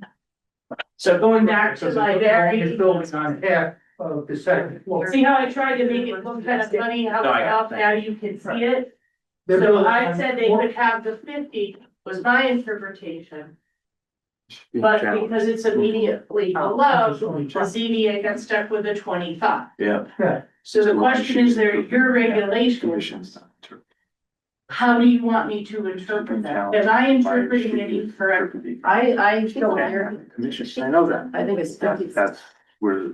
But it's not immediately below. Like I said, I like the definition of immediately, meaning the floor that is immediately below the addition you want to You're add. only building on half of the 100. Yeah, So immediately below is 25. no, No, that's what I'm saying, no. there's two ways to look at Immediately it immediately, immediately, because. No, but you can only make 25, right? You have 100 to cutting the baby in half, so you get 50% of 50, which is 25. But you're reading immediately as Right below the. exactly below what you want to Right. add, and his definition, which I like, Which is is. the whole 100. But it is it is the floor that's immediately below what you want to add on to, you're not, because somebody could make the argument, take the flooring from the first floor and the second floor, make it 200 feet, then I get 100 feet added on, so you only get the one floor, you only get the floor that's immediately. No, I understand. So the question is, so that really, if you were to cut that in half, Right.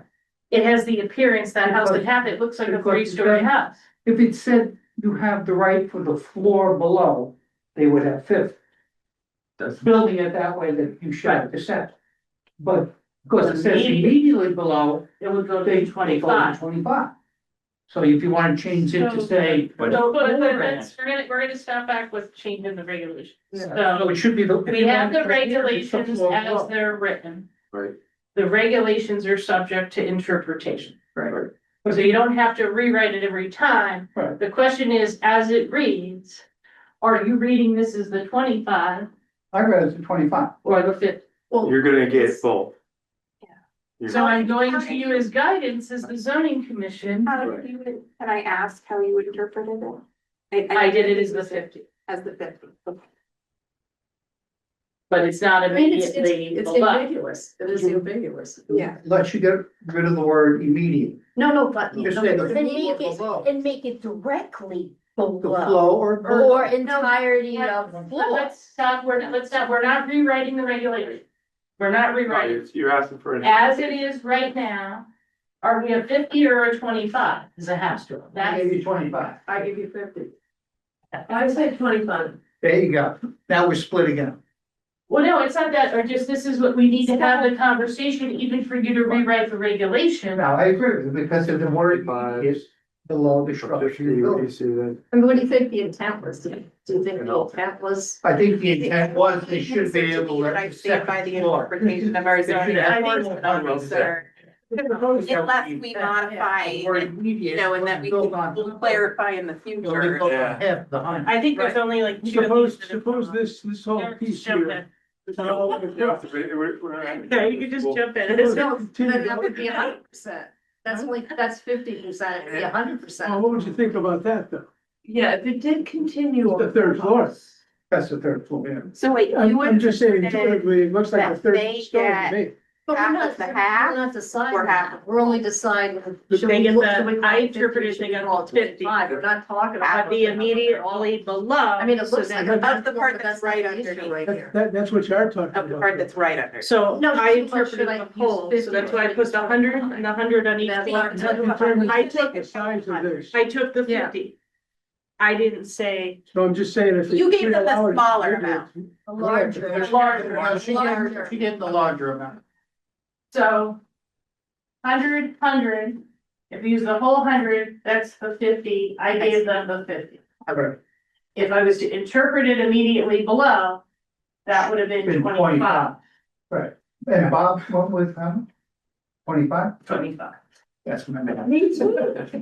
I So, think it has to so my be challenge with that is immediately that below. it specifically says the gross floor area. Mhm. It does not say the approximate area of square footage underneath You're the talking, area. Oh, it does not say an estimated amount of area. It specifically says gross floor area. It's even italicized.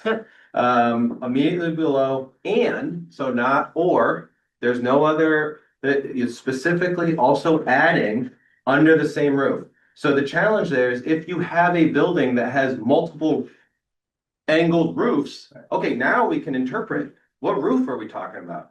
But in this specific, there's one roof. Yeah, that's a good. Well, did you look at the other sides to it? Oh, well now, okay, I was looking Yeah, at the that's front. what you- I was looking at the That's front. exactly what you. Yeah, yeah, So- turn the page. So the turn the page. challenge we have now is that if you have one thing that says gross floor area of the immediately below. This is the other sides. I know you just looked, because that kind of got your And, but attention. you also have an and under the same roof. The and becomes the clarifier. So the end would probably be the 25%. In this scenario, that's the challenge. So it's, I mean, in any other circumstance, it is the full story underneath because that's what it I mean, says. we don't get these every day, but that's. Right, that's why we have to fix it.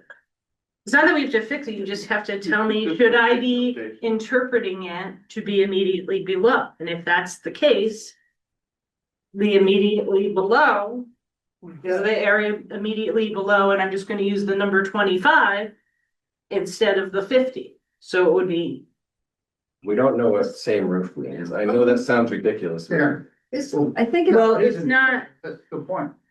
Isn't it that you can't interpret a law to make something meaningless? And if you kept it at the 25%. well, not directly over- 25%, No, no, these are I just mean, random numbers. Okay, if you kept it directly over the immediate area. Then it's always gonna be the same roof line. You're making that and roof line irrelevant, because if it's just directly over one part of it, it's always gonna have the same roof. It doesn't connect to anything. Yeah, Well, because that's- if you say, so you- does the house have a roof? You don't say the house has multiple roofs, right? And in this case, the Well, house is. No, but how could you ever not have the same roof if it's just a little portion that's over? No, I'm another agreeing with portion? you, yeah. I think they've designed so many different structures now. It's not like cave with the dormer. Right. Right. Those pictures just show you there's eyebrow windows and. That's right. There's so many different things. Kind of hard to fault the architectural designs of a roof instead of just saying roof. Different. But I mean, you know, we don't get these every day. No, but you still gotta, still maintain the 35 feet. Right. And we still, I mean. So we don't have a definition of what a third story is. Because we don't allow it. A third story, Well, we should still have, maybe have a definition for that. we don't, We don't allow. because if it's more than a half story, no, if it's Okay, more. speed, but. All right, put it this way, I'll tell you the definition of a half story. Yeah. The definition of a half story is a story, is my situation right now. I interpreted the full first floor and gave them the 50, the number 50, instead of giving them 25. Mhm. So if a half story is interpreted is 50% of that 100, and I gave them the 50, then I'm fine. If it should have been the area immediately below and it went to 25, the 50 is a third story. So anything more, What did they I- want? You made it a third How did you story. define that? What? What, you just said, well, if you give them 50, it would be a third floor, why did you? We don't if have you a give them definition. more than Then it would be an 50% of the third. floor area It's not below, allowed. it's a third floor. Right. Because if it's a 2.5 story house and it's not a half story and it goes more than that 50%, then it makes it a third story. So we need to define that, even though it's not allowed, we need. So the purpose thing- of definition, we need. With zoning is that you can't define every single thing and make it that way, because what happens is you'd have an encyclopedia set of regulations. So that's why it goes to the interpretation of the commission. We're not rewriting it. So you're, It's if somebody comes in with this tomorrow, am I looking at it immediately below at the 25? Or am I looking at it at? well, you gave them the benefit of the doubt at 50. Mhm. Okay? Your interpretation. I think the zoning commission supports your interpretation of the half story. The question becomes, does an applicant then challenge you as CEO and wants a decision from the commission itself? Or are they looking for a? This is approved, so there's nothing, no I one's know that, appealing just it. hypothetical. Or are they looking for more than the 50%? What's the root cause? Well, if we were to say that this area here should have been the area immediately below, it would have been that big. So are we just saying moving forward? So what I'm How looking does for is the guidance from the commission. So I'm saying, I've interpreted it this way. These are your regulations. You're the owner of the regulations. I interpret them for you in the commission. Obviously, we got some different opinions. So I'm going to you for guidance on, am I interpreting it the way I should be? Or should it be, so if you look at this, I think this is kind of one way to look at it. It does look like a 3-story house. If you look at it this way, it looks like a 2-story house. What we're gonna find is we're gonna have more half stories this way when you have a view. Right. Right. That's what it all. Because that's what it comes down to, is the view. So do you want, And that's Well- what, if the intent was to prevent 3 stories, right, then like. because not the intent is to go through and prevent 3 stories. This could happen, a half story could also end up on a 1-story house. But then we wouldn't really care. Well, if someone said, is this a 2nd floor or a half story, what do I tell them? But does our regulation care? Because is there Someone a could say prohibition you that can- says you can't have 2 stories, but you can have 1.5 stories? What if there was? How do I interpret? But my question. This is what I'm But- seeking but the it- answer but it- for. Intent in restricting it to 2.5 stories. That's separate from this one, just because she's asking on the definition of half story based on that language right there, not two Right. and a half So stories. you- Why was it defined? It's defined because there's a regulation about it. Yeah, so you Right. could have. So in each section of the regulations, you could have a 3-story building, a 2-story building.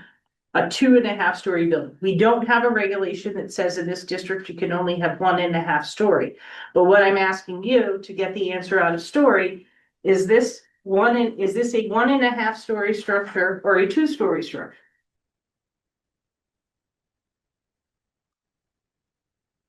If it's 50% or less, then it's a half story. Is it 50% less Well, I mean, now, of just the I area agree with your interpretation. immediately below? I'm a gross floor area guy. Right. Oh, no, I mean, I won't get hurt either way. I mean, That looks it's, like a if, 2-story to me. Yeah. and this is. 25% the number. My mind. So that's the whole thing, if it's supposed to have kind of an appearance of a half story. In this case, this looks 2-story, just like it came up in the ZBA, it looks like a 3-story, and if I interpret it. The whole way this way and don't do the area just immediately below. Then really I did give them a 3rd story with my interpretation. But it's not, a 3rd story. What am I trying to say here? Yeah, 1st floor, 2nd floor, 3rd floor would be full square footage as the floor below, which would be a 3rd story. That's not a 3rd story. Right, because it doesn't. But you can the still language. walk from this area of the house to that area of the house, one way or the other. But that's the 1st floor. I'm saying on the 2nd floor, So, yeah, which is allowed. right? So that becomes a half story. But if we use immediately below, If it's more than So 50%. immediately below, here's where the confusion comes in. Immediately below, does that mean immediately below What they this built on. area? Right. Or immediate below is the whole? that's area?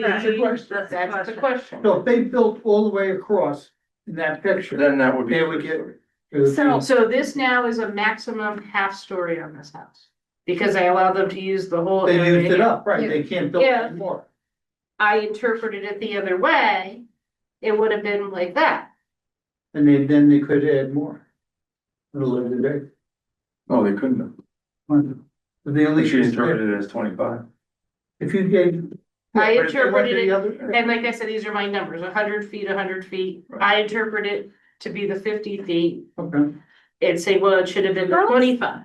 How is that little space 50% of that whole? It's not of the whole. It's just. Second floor. It's not that- Well, when you look at the floor plan, Yeah.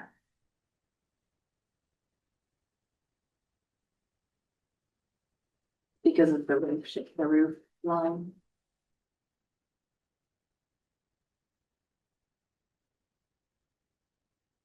If the, This is just, probably here. just based on, Chris, just based on the language on your story.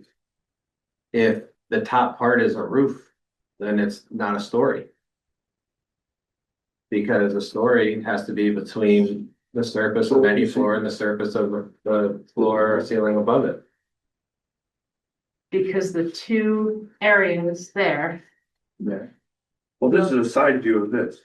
no, that's the other part of the house. So they Wait, have no. two half stories. They can't have two half stories. This is the side of this, I'm sorry. right? And this is the 50%. So And when you that's look at, 50, is that 50% of what no, here that's or 50, 50% a year? that's 50% of that. Okay, so there's nothing wrong with that interpretation. Right. There's nothing wrong with that. No, I don't think there's wrong with either interpretation. I'm just saying, Right. what do you want me to interpret? Well, I think your interpretation of the various ones that come in front of you are consistent with the belief of what is in the zoning commission book, and the commissioners are sitting at this table. But if I did it immediately below, It's kind of almost like circular logic, I mean. welcome to zoning. Because if you say it can only be 50% of what it's under, and you say, no, you get 25, then you make it longer to try and get 50, like, Oh, it you just, you mean can't ever shelter. get, you can't ever get Shelter. to 50 under that theory, you know? It's almost like it has to, the only fixed number that you know is the length of the whole second floor. And then I would think you could go up to I'm just 50% using, of yeah. that, and you could move that little part around, but there's no way you can really get to 50 if you say. it's Well, if you're 25, using it's it 50, immediately you have below, to- you'll never really get to that. I know, like, that's what I'm saying, it doesn't seem like it's logical. But And I if it guess- just- if it just said workable, immediately below the square footage of that second floor, then it goes away. But you get the whole second floor. Versus what they built on top of. And that's what you did. You took the whole second floor square footage and gave them half. Yeah, I don't see how you can argue it the other way. See, I read it. It seems to me like, well, can I say this? Sure. Can we, or I support your interpretation, like, obviously it's ambiguous, so maybe. But could we also as a commission take up a clarification of the definition for whatever we think it should actually be? So what I'm doing is I'm coming to you saying, this is how I've been Right, and interpreted. so I'm saying like. No one's died, Right. but at the same right. time, It's not- how am I interpreting it the way you think it should be? And it's probably more than a one night conversation. I think the discussion here. Right. Are interpreting it correctly. But if I If I interpret, look at that, if I look at that, it's Because how would you better. ever But then get I to think- 50 Then I think there's a secondary Legal, yeah. question of, do we want it to stay that? so I think this is, I mean, This would go under. this is the first time it's come up. I think Bob came up with another situation as to why. Maybe we can invite him in to explain it. Cause Take a look Because at I think I think you could end up with something that we don't necessarily want. I think it points out that we could end up, the way it's currently written and interpreted, it could end up with something that we don't necessarily, Well, we didn't necessarily. that's the intend. rarity that happened. Let's say somebody's building a 10,000 square foot house. And each floor is 5,000, so half of 5,000, 50% of 5,000 is 2,500 square feet. Is that a half story or is that a? Oh, I didn't think first. that was the question. Well, No, but that's Like, part of the. understand the part of the- It could be, Right. it could be the question. Some of them are simple as the old style widow Hey, walk. and- My point is that you could design a house under that interpretation that partially has 3 full stories that looks like a 3-story house, and then the back is like, you know. One flat roof. Right. Right, you could.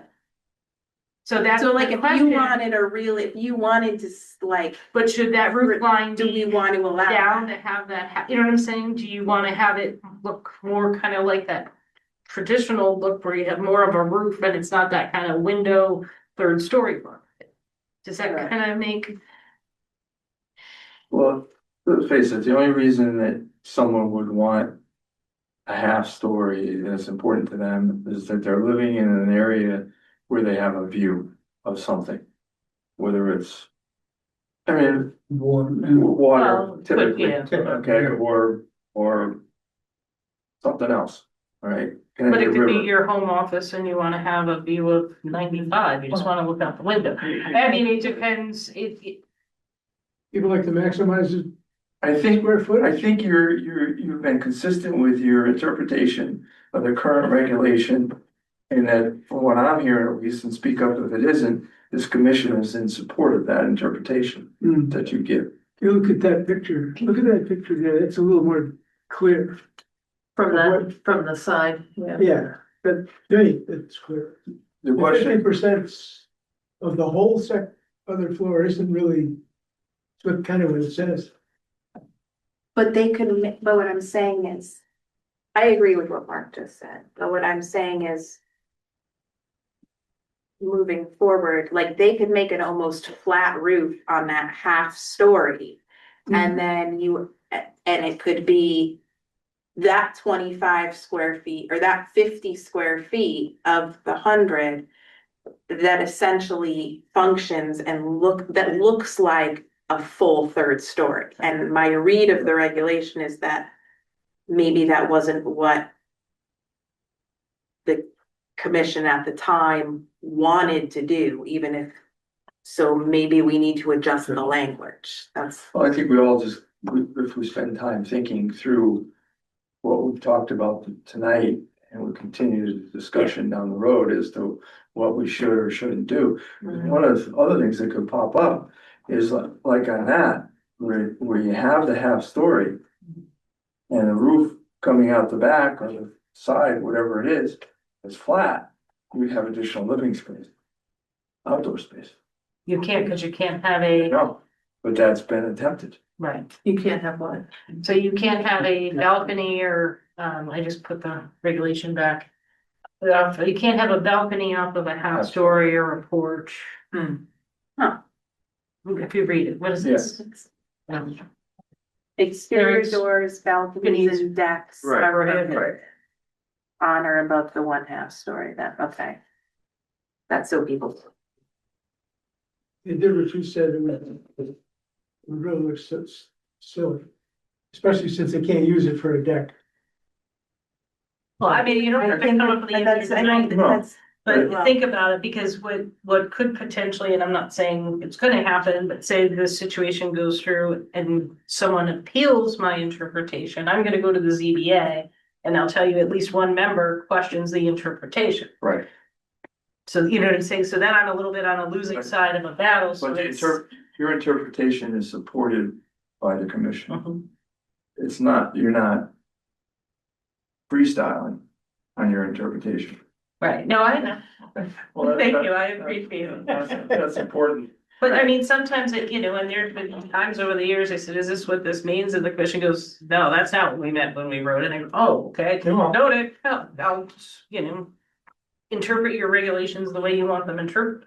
is But it, this is, Well, that interpretation by the particular member of that commission, if you go back a few years ago, he interpreted it.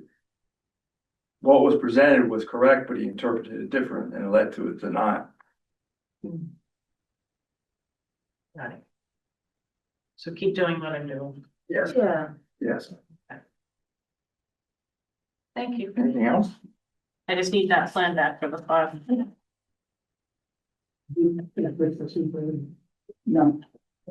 Oh, sorry, that was, Yeah, I know. yeah, no, I think that was What do we have for our next meeting? our next meeting. We have, Walmart returning.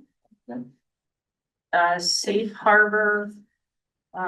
Marina is tearing down buildings and making some improvements for a new one, and we have drive-through cannabis regulation.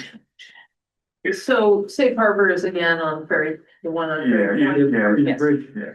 You know, it's the one that, No, the- Oakley. Oh, yeah, Oakley, yeah.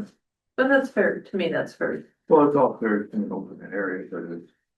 Safe Harbor's by Oakley, and Right. it's the two buildings on their property. I think they're in front of ARB next week. yes, Monday Yeah, there. that's the only Safe Harbors in Saybrook, right? No, there's another one around, right around the corner. Okay. Um, My husband works at Safe Harbors. Should I recuse myself? No, I mean, he has nothing to do with what they're do doing. you have any, does he have any direct impact on this particular? No, he works on the boats. and- No, you can Okay, state for the record that your husband do that you have no issue. 'cause I know Josh Bagnetti, I know Yeah. guys he works with, but Yeah. it doesn't. You feel comfortable, you can make a Yeah. statement, and that's all. Okay. And that, you can handle it. I don't see it in. As long as you just stated for the Yeah, record. just state it for a record. I think legally it's only a conflict if you stand to have a financial. Right, right. And then, yeah, and then you just say it, so, you know.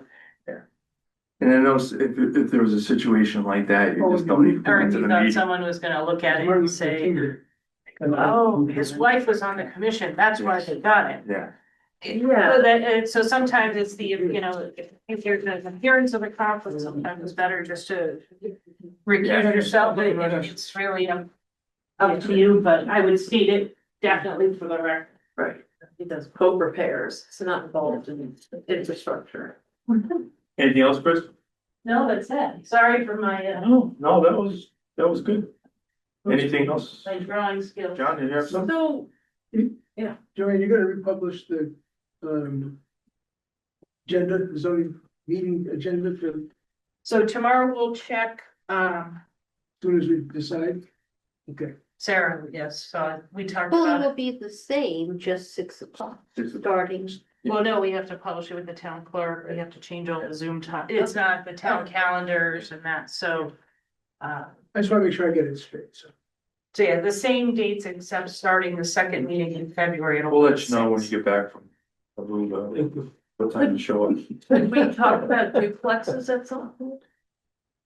So I think we definitely can. But I think overall it goes into a bigger housing situation. Okay. So right now, we've got the planning commission is acting as the housing task force. We had our affordable housing plan, which we decided we're gonna call the housing plan. They were working on the next step. The most recent bill that went through kind of put us in a little bit of turmoil because we were gung ho to start revising the plan and working on our action items, which we're still ready to do, but the problem is that now it's given us some of the authority to the regions, so is that the regions are writing housing plans. So do we want to do our own independent housing plan or have a regional housing plan, which may duplicate, but our region also includes areas that are larger than us? So because the law is so new, part of it is really kind of the region has to, everyone needs to wrap their heads around what this means. And there's issues already that are coming up. There's the new law.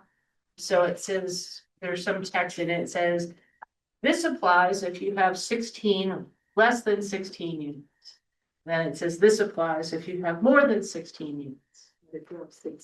If you have, so just like anything new, That's the goal. there's, so as everybody kind of dissects this whole law and tries to figure out what it means and who's doing what.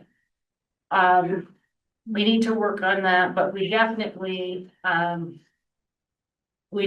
need to go back and, and look at it all. So our housing task force and part of what we've been doing, there were some goals and actions, and those goals and actions had to do with accessory apartments, revisiting, seeing if there were more incentives for that, kind of doing what we did tonight, except the applicant was in more of a rush, I guess, than we were at the time.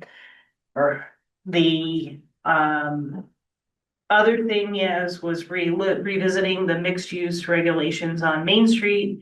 And that's why we have this $100,000 study going on for looking at soils and also parking to do an analysis of what's going on. And we've been talking to some of the property owners and getting some feedback there. So that's in its kind of beginning stages. In addition to that, we also opted into what's called CMDA, the Connecticut Municipal Development Authority plan. And we're one of the 15 towns that was selected to get funding also to kind of research the Main Street area. And I know the two-family part is a good part, but we've been very successful with getting some free money to focus on Main Street. So if we can work on that now and see what's going to come out of that and then start looking at some of the other stuff. My other suggestion is to go back and look at the town plan and see if we're. I haven't looked at it for like 3 years, but I remember that they had certain things they wanted the zoning commission to do. And how are we doing there? And then maybe we can take a look at that. The town plan, I mean, look at it, go ahead but I think we're kind of with the housing portion of it. Is we have the 10-year plan of conservation and development for the town. We have action items in the housing plan, which the planning commission is focusing kind of all on that and the housing push. And I think the hope was I think we know, or you know where you're going for the most part. Some of you have been on the commission, kind of where the zoning commission was going, but I think overall, you're also gonna get some discussions and meeting with the planning commission and the housing task force and what they've been doing for the past year to kind of funnel it in to try to funnel the energy towards housing. Does that make sense? Is it just so late and getting deliveries? For Main Street, how is that being looked at? Is it like a parking study and a soils analysis through? Or is it? So we get $100,000 grant, no match from the Department of Housing. That grant is to take existing information from health departments, all of our records, wherever else, and it's going through Jacobson's office, who is taking what it is to find sites that are somewhat suitable, soils related. We're not going knocking on doors saying, hi, can we soil test? But we have a general feeling from what we've gotten for the years from different properties doing septics and so forth. Then for the parking analysis, we took everything we had upstairs, we scanned that, we sent it to our consultant. So it's WSP.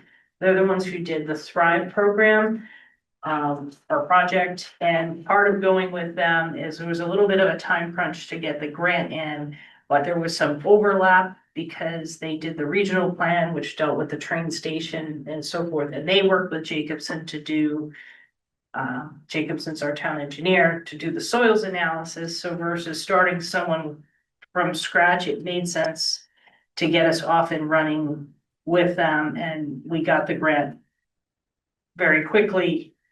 And so what I was talking about before is we did have someone go out, their firm went out to do parking analysis.